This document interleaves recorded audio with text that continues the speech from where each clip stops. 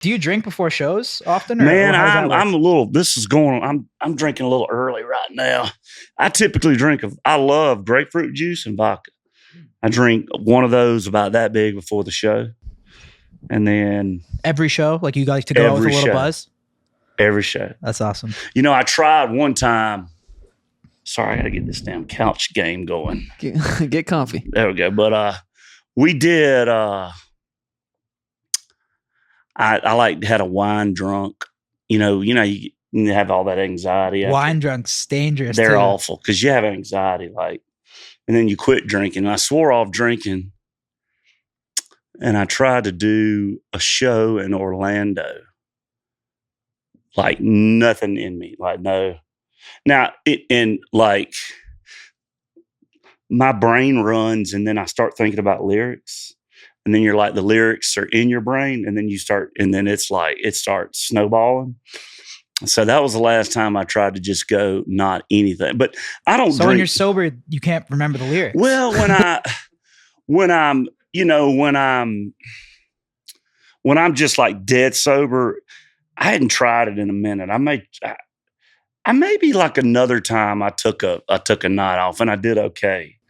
But it's nice to get out there. Like a little buzz gives you that confidence. Loose. I mean, there's just that slight edge with the little buzz, right? Yeah, it doesn't do you any good. Like, I used to do these spring break shows several years ago, and historically, that was the only time I would like just get too wasted. Like, no, that was the point, right?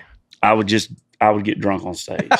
And I did okay on it, but it's still not when you get too drunk. Have you ever got like, what's one time where you got like a little too hammered on stage? Man, the first time I've had about 5 or 6 of them through the years.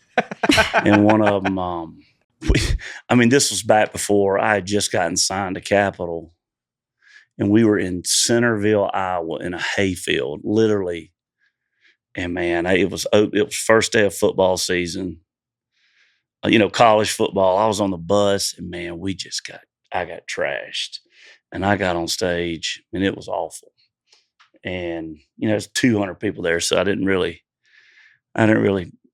do too much damage to myself. But literally, like, it felt like I couldn't get it together, and I never got it together, and like so I couldn't. Off? Yeah, how does a crowd react? I got through it. I did the whole show, and by the end of the show, I'd kind of sobered myself up, but it was bad. And so, so other than the spring break shows, and then the last night when we do Crash My Playa in Mexico, the final night is just all the artists come out, and we just start playing whatever we want to, and I'll get pretty lit up. And then one night we had a charity event at my house, and I drank like a whole bottle. At home, you got to get extra hammered when it's a charity concert, but it was not the time to do it. And I drank a whole bottle of Casamigos on stage. What? And dude, it was bad. Yeah, like we're in Nashville, and it's like in October. We're out in the country. Yeah. We had like 500-600 people at our house, and we're jamming. What's your house though?